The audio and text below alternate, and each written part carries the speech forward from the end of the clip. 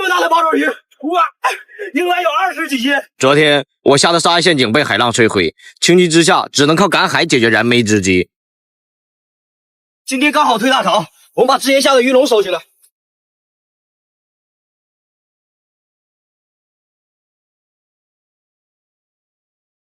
依靠这个鱼笼，收获毕竟有限，只收获了一条小鱼，我们还是想想其他办法吧。这么大的八爪鱼，哇，应该有20几斤。都已经臭了，看来是吃不上了，只能用它来打窝了。首先，我们找来石头，用八爪鱼包裹起来，这样可以避免诱饵丢失，然后把它投入坑里，等待收获。忙活了这么半天，先吃个椰宝，补充一点体力。哇，这椰宝也太小了，不过果肉还是特别厚的。我们吃一点，剩下的熬点椰汁油。我们用石头把剩下的果肉捣碎，现在我们进行清洗。这个椰子油还是比较多的，我们现在开熬，把我们的鞋也烤一下。兄弟们都熬糊了，也没有熬出一滴椰油，这到底是什么原因啊？还是去看一下用20斤八爪鱼打的窝能不能有收获吧。现在我们的首要任务是把水坑里的水泼干，然后进行抓鱼。水泼的差不多了，现在我们开始抓鱼。哇，兄弟们，这么漂亮的鱼！一条海鲤，兄弟们！这什么鱼啊？这么漂亮，兄弟们！正涨潮了，现在水温越来越高，我们要抓紧了。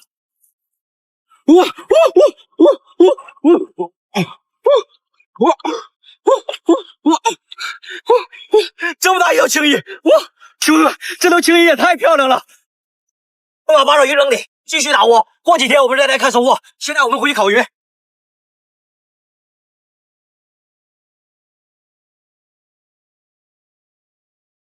终于烤熟了，兄弟们！哇，这个青衣的肉特别嫩，不知道这是什么鱼，特别好吃。这是一条海鲤鱼，是最大的一个，好香啊！满满的蛋白质。吃饱了，期待明年坑里能出大货。这么大的八爪鱼，哇，应该有20几斤。昨天我下的沙岸陷阱被海浪摧毁，情急之下只能靠赶海解决燃眉之急。今天刚好退大潮，我们把之前下的鱼笼收起来。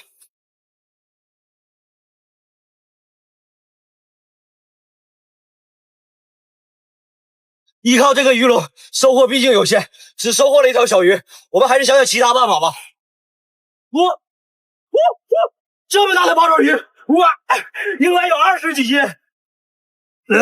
都已经臭了，看来是吃不上了，只能用它来打窝了。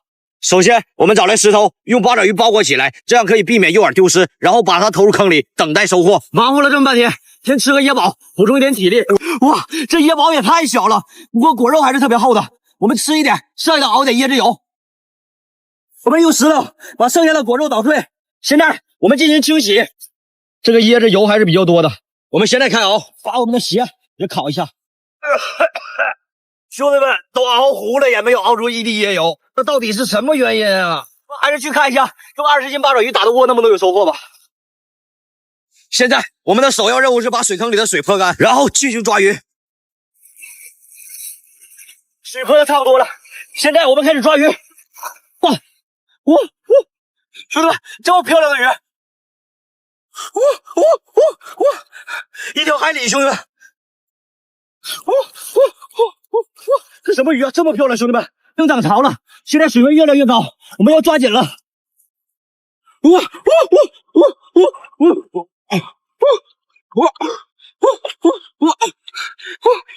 这么大一条青衣！兄弟们，这条青衣也太漂亮了！我把八爪鱼扔里，继续打窝。过几天我们再来看收获。现在我们回去烤鱼。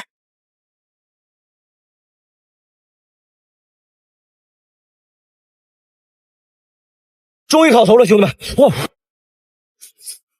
这个青衣的肉特别嫩，不知道这是什么鱼，特别好吃。这是一条海鲤鱼，是最大的一个，好香啊！满满的蛋白质。吃饱了，期待明年坑里能出大货。昨天我们用捡来的八爪鱼打窝，意外引来一条小青衣，把水泼干后，又收获了很多漂亮的小鱼。可能是因为打窝时间太短，导致没有大货出现，只能继续打窝。昨天又下了一夜的雨，还好我们接了很多雨水，不过这些雨水太脏了，为了避免拉肚子，我们必须把它过滤一下。我们把捡来的瓶子切开打孔，用绳子固定在树杈上。一层我们放入松针过滤杂质，第二层我们放入大量木炭，第三层我们脱下袜子，需要细致过滤。现在我们倒入雨水，让它层层过滤。我们利用这个时间去找一些泡沫板。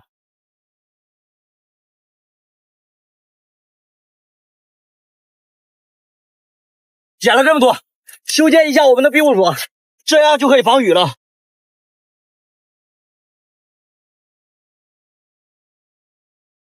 这个已经修缮完成了，我们去找些吃的。这里发现了野生的木薯，兄弟们，兄弟们，挖了半天，这个木薯是坏的，已经烂了。哎，我们再找找，这里又发现了一个。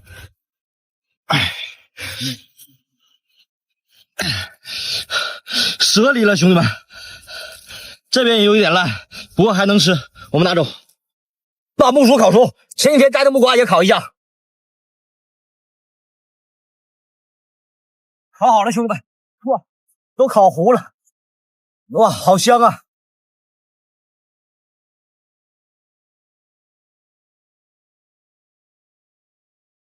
这个木薯里边含有丰富的淀粉，能够为我提供足够的能量，就是没有什么味道，有点像土豆。这个木瓜水分还是蛮多的，不过没有成熟，一点糖分都没有，口感不是特别好。下个视频我们把用20斤八爪鱼打了窝掏干。哇，兄弟们，这么大一头洋鱼哇！昨天我利用捡到的塑料瓶成功制作淡水过滤装置，让我喝到了带有特殊味道的雨水。又利用泡沫板修缮了庇护所的棚顶，烤熟的木薯也为我提供了足够的蛋白质。由于昨天喝了用袜子过滤的水，导致口腔有股特殊的味道，我决定利用竹子和干枯的叶皮制作一把牙刷。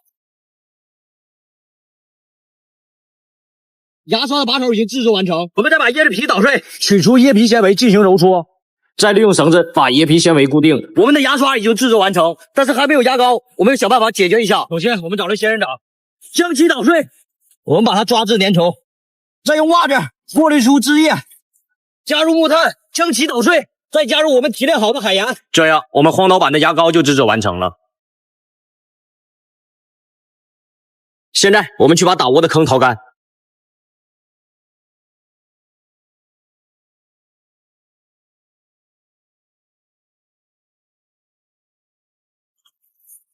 水喷的差不多了，现在我们开始抓鱼。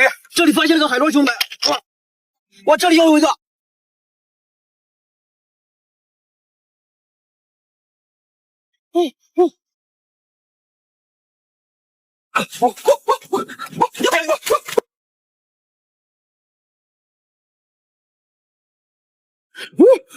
兄弟们，这么大一头洋鱼哇！看来打窝的收获还是不错的，我们拿回去生火做饭。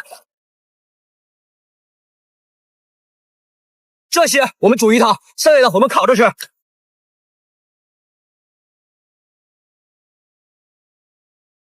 哇，鱼都烤糊了。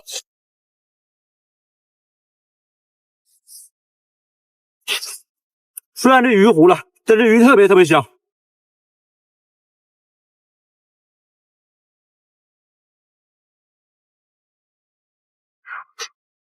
这鱼肉特别香，但是嘴里的味道不是特别好，我想应该跟牙膏有关系。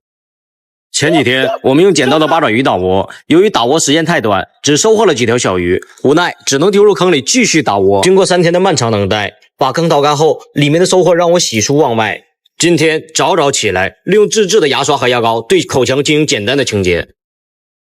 这几天风浪特别大，我们要为庇护所搭建一扇门，用来阻挡潮气。首先，我们到后山去砍一些竹子回来，再用小刀削出凹槽进行拼接。这样，我们庇护所的房门框架就做好了。再把剩下的竹子劈成竹片，用来编织竹门。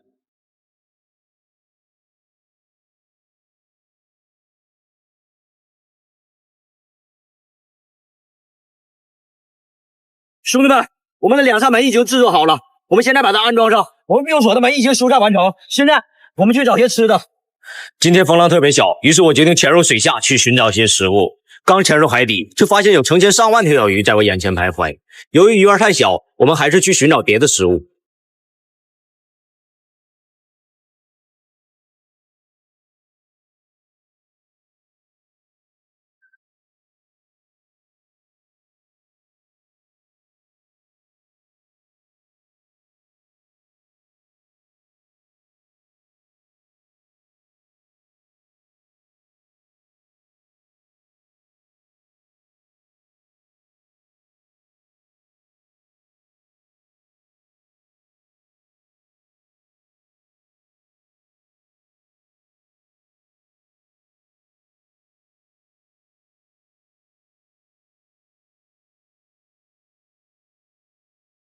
这个龙虾还挺肥的，就是有点太小了。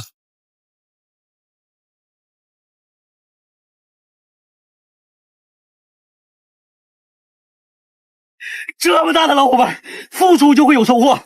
昨天，我们利用竹子为庇护所搭建了简易的房门，又在寻找食物的同时，发现绚丽多彩的珊瑚和成千上万条小鱼在我眼前徘徊。最后，还在珊瑚丛里捕获一只龙虾，让饥饿的胃得到了短暂的缓解。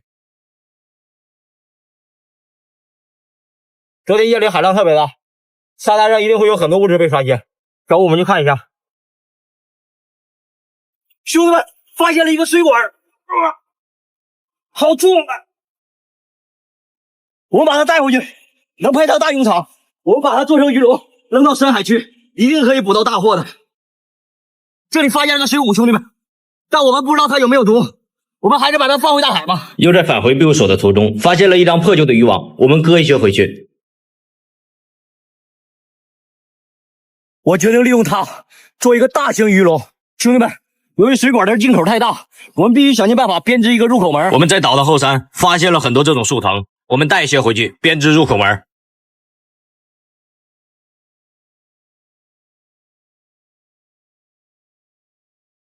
再加一些竹子进行支撑，敲打结实。我们的鱼笼已经制作完成，我们去找些诱饵。这里发现了一条死鱼，我们就用它当做诱饵。这个地方经常有大鱼出现，我们把鱼笼就下在这里。我们利用这个时间打下海水，提炼海盐。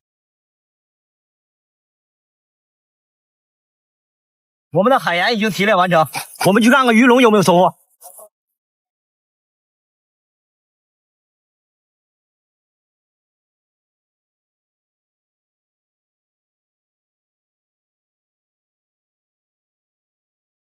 这只小刺豚也太可爱了，我们还是把它放生吧。哦，哇，里面还有一条大石斑。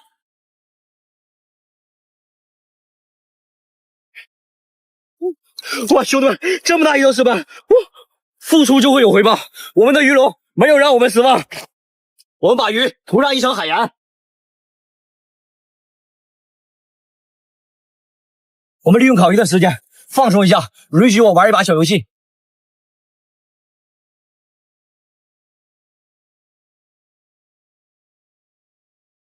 已经烤熟了，兄弟们，我们把上面的盐敲掉。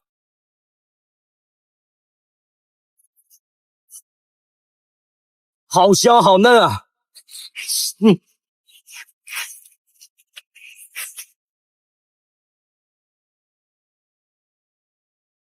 昨天我们利用捡到的水管、藤蔓，成功制作了深海捕鱼地笼，却意外收获了一条3斤重的大石斑鱼。又利用自制的海盐制作了一条盐焗石斑鱼，那鱼肉的味道让我至今流连忘返。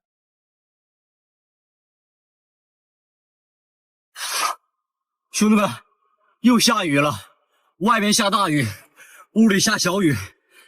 我以为泡沫板能帮我们防雨，但是一点用都没有。想要在岛上长期生存下去，我们必须搭建一个新的庇护所。雨终于停了，我们先把庇护所进行拆除。搭建庇护所用了5天的时间，拆除庇护所只用了半个小时。现在我们把这里清理干净。这个地方我们已经清理干净了，我们现在去后山砍一些竹子回来。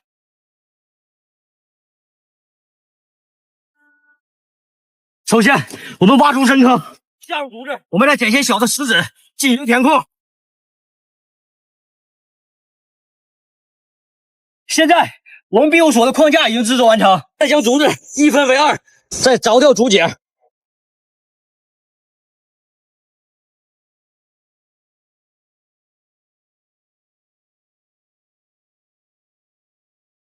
这样摆放就可以防止漏雨了。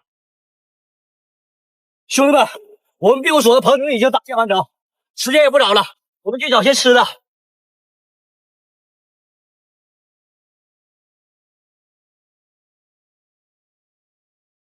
兄弟们，我们绑鱼笼的绳子折了，我们的鱼笼也不见了。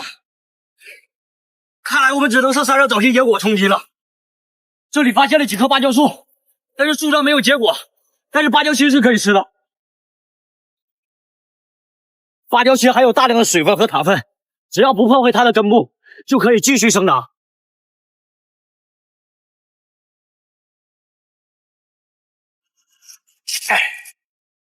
水分太足了，特别的健康。吃完芭蕉心，咱们休息一会儿，然后继续完善咱们的庇护所。